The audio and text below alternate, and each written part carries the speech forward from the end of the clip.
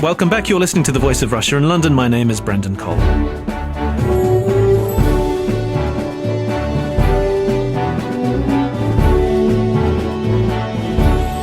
A Turkish man has staged an 8-hour silent vigil in Istanbul's Taksim Square, the scene of violent clashes between police and anti-government protesters. His protest has inspired many others and comes after Turkey's Deputy Prime Minister raised the role of the armed forces intervening in protests that have swept cities throughout the country. The protests have presented the Prime Minister Tayyip Erdogan with his biggest challenge to his 10-year leadership. So what began late in May as a protest by environmentalists upset at government plans to build on a public park that adjoined Taksim Square has grown into a movement against Erdogan, who opponents say is overbearing and meddles in their personal lives. Well, to discuss the protests in Turkey, I'm pleased to be joined in the studio by Fadi Hakura. He's Associate Fellow and Manager of the Turkey Project at Chatham House. Also here in the studio is Dr. Tunc Aybak, who's Programme Coordinator of International Relations at Middlesex University. He's also Advisor at the Centre for Turkey Studies. Also here in the studio is Michael Binyon. He's a Foreign Affairs Specialist for the Times newspaper. And on the line from Istanbul, we have Ayla Yackley. She's a journalist for Reuters and has been covering Turkey for more than a decade. Ayla, I'll start with you. You're in Istanbul. What's the latest that you've heard? We've heard these comments from the Deputy Prime Minister with the spectre possibly of some kind of military involvement. Is there any further word on that? No, that was a report from yesterday, a statement that the Deputy Prime Minister Bülent Arınç made yesterday, and we haven't heard any subsequent follow-up comments to that. It was a conditional statement that he said that at present the police are doing their jobs. If need be, we would call in elements of the armed forces if the situation were to arise. As far as we know anyway, there's been no steps in that direction. And there's also been criticism of the use of tear gas in these protests. Erdogan himself has commented about the tear gas. I mean, what is he saying about that? What's his justification? Well, he's pointing out that the use of tear gas in some ways, has replaced potentially more brutal, from their perspective, maybe more brutal action against civilian protesters. It's something that I'd noticed as well in the way that they were trying to control the riots. There has been some, physical contact, but it's been limited. There hasn't been the use of batons, say, by police. So I think that the way that they view the use of tear gas to control the protests, they feel that it maybe takes the place of some even more brutal action. So is there the fear that more brutal methods may possibly be used in the coming days and weeks? I don't think that there's really an expectation that would happen. I think that the expectation would be that if these protests do continue, that it'd be more of the same, that tear gas would still be the main form in which they try to control the protests. It felt like the protests started relatively spontaneously. Is there a sense that they're becoming more organised now? It's correct. It very much began as a spontaneous movement, but over the course of the last several weeks, there has been efforts to organize, mainly through the use of social media, obviously through Twitter, through Facebook, as well as other forms. And from what we're seeing, those seem to continue to be the main organizing tools for people. There are calls for action on Facebook and on Twitter again. And what about the nature of the protesters themselves? We in the West have been reading these reports of the protesters gathering, or the protests themselves gathering pace. What do we have? We have environmentalists. Do we have anarchists, Alevis, women? Who are they? They're an incredibly diverse group of people, remarkably so, actually.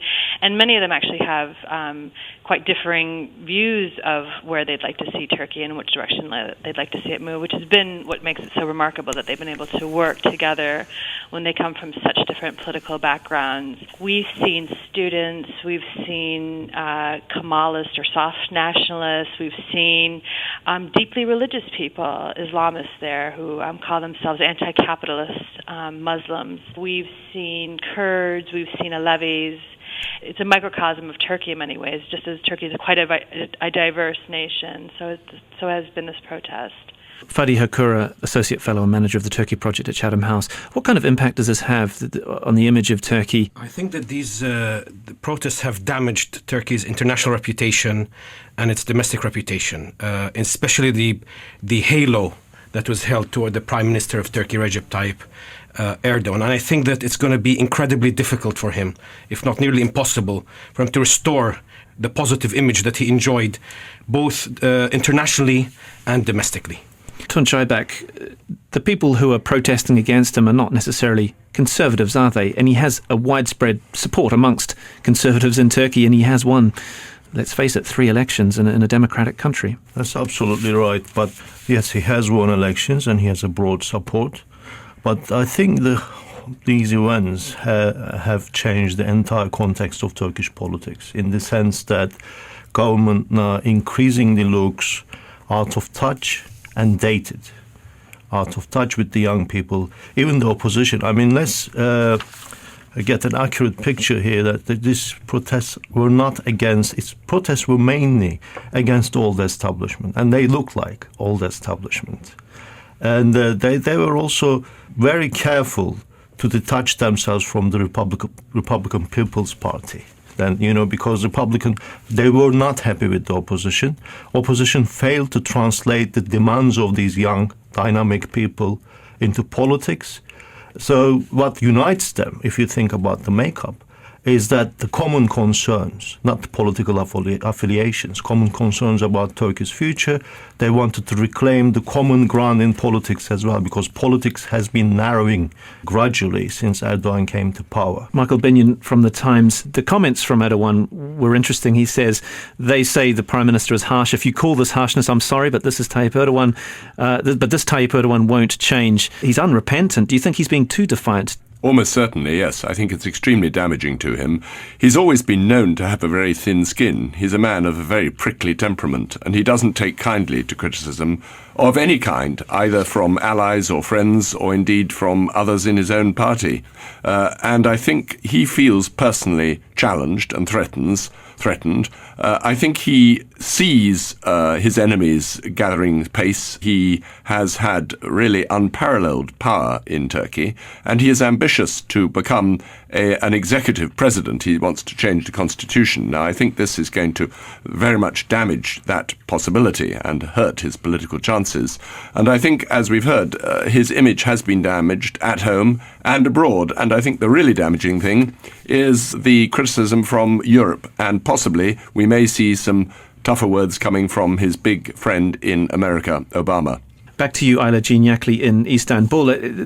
Ostensibly, these protests started from environmentalists, I suppose. It seems to have morphed into criticism with regard to the changes in the constitution. There's also a tougher line being fought against the sale of alcohol and whatnot. I mean, it's a very broad base of complaints against Erdogan, isn't it? And do you think that detracts perhaps from a degree of unanimity among the protesters as to what they want? It does complicate it, certainly, that there isn't one unified goal that they all seek.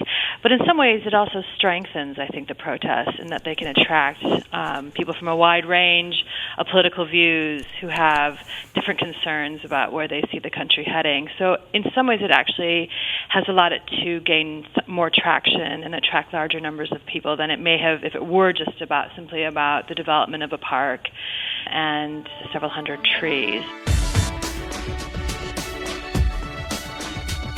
You're listening to The Voice of Russia in London with me, Brendan Cole. We're discussing the protests in Turkey. With me in the studio is Fadi Hakura, Associate Fellow and Manager of the Turkey Project at Chatham House think tank, Dr. Tunc Aybak, Programme Coordinator of International Relations at Middlesex University and Advisor at the Centre for Turkey Studies, Michael Binyon, Foreign Affairs Specialist for the Times newspaper, and on the line from Istanbul, Ayla Yackley, a journalist for Reuters and has been covering Turkey for more than a decade. A difficulty, Fadi Hakura, for the Western community and how they're going to react, because effectively we have somebody who is a democratically legitimate leader of a democratic country. Does it really matter if he's liberal or not? I think that it does matter, because Turkey is not a monolithic society. It's a very diverse society in terms of ethnicity, political ideology, and language. So it is important to have a liberal prime minister or a liberal leadership which has a philosophy that can accommodate this diversity. But what we are seeing now in Turkey is that democracy, for the first time, is maturing on its own without outside interference, either by the European Union or by interference from the military. And I think that in the long term will strengthen Turkish democracy and accountability in Turkish society. Tunc Aybak, do you think that there's not really consensus building within Turkey? Erdogan is not really he's not brooking any kind of dissent, is he? His confrontational style is not helping. Instead of engaging with a constructive dialogue, he's polarizing the society. In fact, these recent events have revealed the deep fault lines within the society, and this is a worrying thing. I mean, he came to power with a promise to transform the Turkish society, talked about deep state. He came to power against this deep state, but he's effectively using the state to exercise his authority. Strict regulations over social media, and the use, the mentioning army as a last resort, these are worrying signs. But in terms of the economy, Turkey's a success story. It's now the 17th biggest economy in the world. There's been almost, not quite, but double-digit growth for 2010, 2011. The lot of the average person in Turkey, financially at least, has improved. That counts for a lot. Absolutely. I agree. He has. The growth is there. He has actually, contributed to the growth. But when we look at this over the years, actually the gap between rich and poor has widened. Instead of serving the wider society's interests and demands, what he has done, he actually favored his own business elite and his own business interests. When we look at the people, these demonstrators, they're young. Most of them are female. There were lots of female protesters there. Unemployment among the Turkish young female population is very high. Of course, this is not about economic rights, but also the unemployment rate, again, amongst the young people is very high. This economic model has not really trickled down.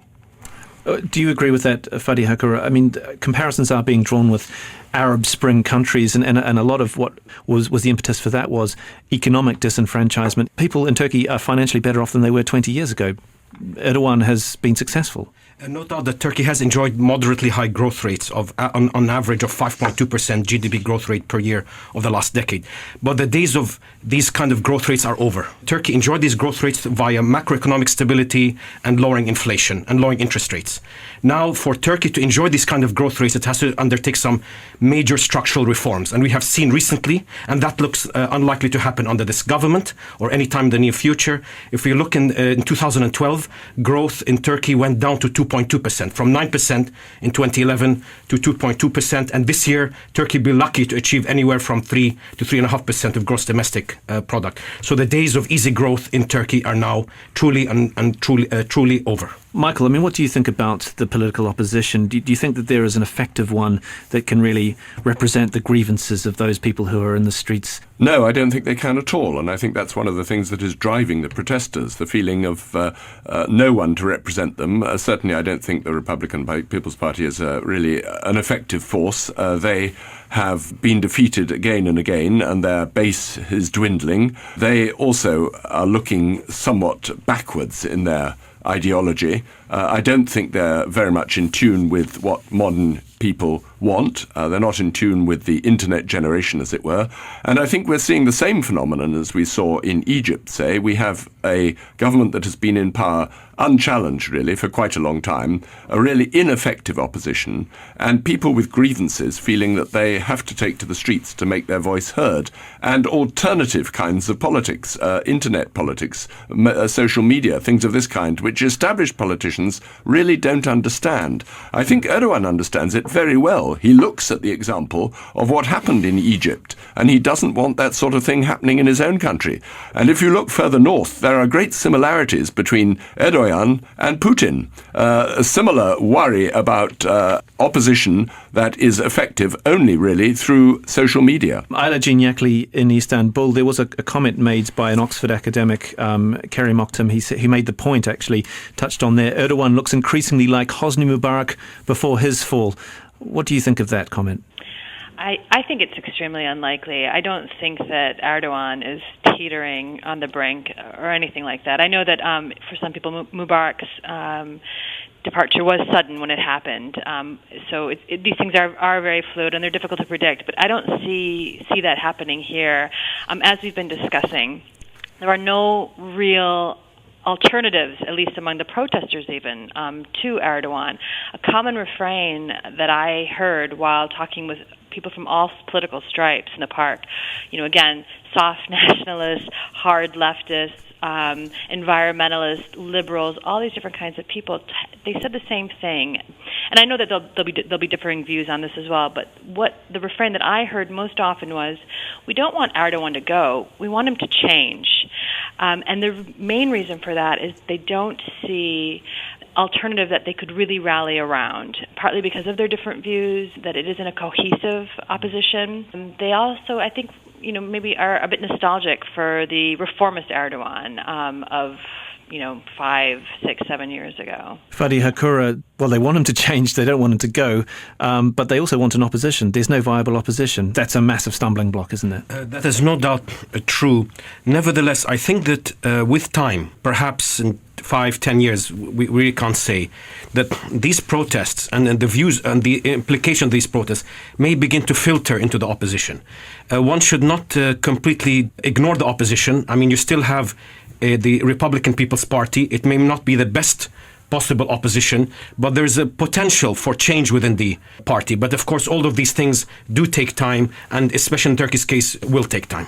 The most recent polls out show that 35% of people would still vote for Erdogan's party if an election were to be held straight away. In April, it was 36.3%. Not much of a difference. So I'm wondering how much of a difference among his supporters. It has made no difference among his supporters in the heartland. Really, are we over-egging this? Is it too much of an exaggeration to say his support has slumped? Let's put this in a perspective. First of all, there is no challenge to his legitimacy. Majority of these protesters do not question his legitimacy. He's an elected leader. What they want from Erdogan is to sort of respect their rights, because Erdogan is trying to carve a society in his conservative image. They want to exercise their rights. They want the minority rights to be respected. It is not about, the governmental change. And this is actually going to have an impact, not immediately. These young protesters are learning politics. They're learning how to organize protests. There'll be young politicians, there'll be new formations, and this will have an impact on the opposition party, but also it will impact the structure of Erdogan's party as well. So there might be some changes because Erdogan's leadership is not unquestionable anymore. Interesting in terms of the Western approach to this, Michael Binyon. The European Union Enlargement Commissioner, Stefan Füle, expressed concern about what's happening in Turkey, and negotiations to join the European Union have stalled. Just in terms of Turkey's European Union accession, I suppose a lot of leaders in Europe will be thinking, well, this is exactly why Turkey shouldn't join the European Union. Well, some are, certainly, yes. I think there are two schools of thought about this. One is that Turkey has been a very successful country. It has been economically extremely successful. It is playing a pivotal role in the region. It is a beacon of stability, or was certainly, for other Muslim countries looking to set up a mildly Islamic government. And everybody has felt that Turkey has always been this vital bridge between East and West. And for that reason, there are strategic reasons for wanting it inside Europe. But at the same time, I think there is, yes, renewed worries that Turkey may slip back into the kind of polarized society and polarized politics that we saw 20 or 30 years ago, when you had army interventions and you had a real hardcore leftist element that was essentially fighting a sort of guerrilla war against the state. And I think there is worry that that may return. Fadi, Hakura, you wrote in a Chatham House paper, it was in November 2011, that Erdogan was determined Turkey be a leading player in the Middle East and North Africa. Now, I know a lot has happened since then, but these protests, do you think that this will have an impact on how Turkey is a bridge between East and West, as we heard there? I think that even prior to the protest, Turkey ceased to be a mediating country and became an activist country, in the sense that it used to try to mediate. It had good relations with Israel, with the Arab states, with the United States and Europe. But in recent times, Erdogan has shifted to becoming an activist for the Palestinian cause. He's become an activist for other Islamic causes. Increasingly, Turkey is now not being seen as the major power is an important power in the Middle East, but not the major power in the Middle East. But a very significant player with the conflict in Syria, and especially given that hundreds of thousands of refugees are pouring over the Turkish border. He's in a conundrum there, isn't he? Because he opposes Assad. He wants to see a resolution to this, and Turkey is the key player in the region. I think that on Syria in particular, Prime Minister Erdogan's policy on Syria is extremely unpopular in Turkish society, according to several opinion polls. In addition, also, he is stymied on Syria because he has completely miscalculated on the durability of President Assad. His influence in Syria is not as great as he made out to be originally, and increasingly the momentum on Syria is not in Ankara, but is essentially in Moscow, in Washington, London, and Paris. Tunc, Aybak. I think Turkey has lost its honest broker role in the Middle East. Turkey had the potential to play that role, but because of this aligning its politics along the sectarian lines hasn't helped. In fact, the Syrian conflict, it seems that the Syrian conflict is going to increasingly spill over into Turkey. As you know, there are Alawites in Turkey. 10 to 15% of the Turkish population are Alawites. So this policy is undermining actually the long-term objectives of Turkey's foreign policy action. You're listening to The Voice of Russia in London. We're discussing the protests in Turkey with Fadi Hakura, Tunc Aybak, Michael Binyon and Ayla Yackley. Ayla Yackley, difficult for the European Union and for Barack Obama to really go too hard and criticise Erdogan, given that they want to see democracy installed in countries that have been affected by the Arab Spring. And I mean, what will the stance be, do you think, in terms of how Barack Obama and how the West criticise Erdogan? Well, there's been quite a bit of criticism, hasn't there, out of Europe. There was a pretty strong resolution condemning the use of excessive force by the European Parliament, but one that Prime Minister Erdogan said he didn't recognize. There was also reports in the Turkish press today that a series of meetings with European officials have been cancelled. So there's concern that this is undermining Turkey's European Union quest. However, that's seemingly been on the back burner for a long time anyway. So it doesn't actually feel like there's any great change there. It's hard for me to say, what we can expect on this from Washington. They've been measured so far. Washington has been measured so far in their criticism of his handling. They have talked about their concerns and the right for these protesters to meet and to protest, but they obviously, so much more goes into the calculation for Washington. I mean, especially with vis-a-vis Syria. So I feel like they've got a lot more on their plate than just these protests when considering Turkey. Fadi Hakura, there were some relatively encouraging words from Abdullah Öcalan, the jailed leader of the Kurdistan Workers' Party, the PKK, as he called for a historic truce. He said, let guns be silent and politics dominate. I'm wondering where this puts the chance of peace between the Kurds and the Turkish government. I think that the chances of peace between the Turkish state, the Turkish government, and the PKK, or the Kurdistan Workers' Party, looked fragile even prior to the protests. Prime Minister Erdogan is highly unlikely to deliver the political concessions and economic concessions that are needed to resolve the Kurdish issue in Turkey. He has not even prepared the Turkish public for the kind of concessions that need to be made to resolve this long-standing problem. I think that there is a feeling that Prime Minister Erdogan entered into these talks with Abdullah Öcalan for political reasons. For example, to try to have a majority in the parliament to change the constitution towards an executive presidency, and as well as perhaps to maintain the peace in Turkey, a peaceful environment in Turkey, so he can have the maximum advantage to win the presidential elections in August next year. You're confident, or you think that he will be a key factor and he will win those presidential elections? It's very difficult at the moment to say. Still, I think Prime Minister Erdogan is still the most popular politician in Turkey, but since those protests, it's no longer a foregone conclusion that he will win the presidential elections next year. Well, maybe the incumbent, Abdullah Gül, will be emboldened to run for a second term, perhaps, in light of these protests. What do you think, Dr. Aybak? Yeah, absolutely. Abdullah Gül is a rising politician. The way he managed this, his moderate style actually gained a lot of popularity.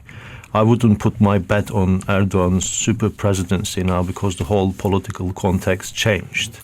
and it's not going to be easy for him to do whatever he wants to do. I mean, even the constitutional reform is now going to be much more difficult to implement, to pass or implement even in the long run. Michael Binyon, what can the international community do now? I mean, they can issue decrees, they can make strong words, but they've just got to wait and see, don't they? Yes, I think actually they would be quite wise to temper their words for a while now. I mean, Erdogan reacts extremely badly to criticism, as we have heard.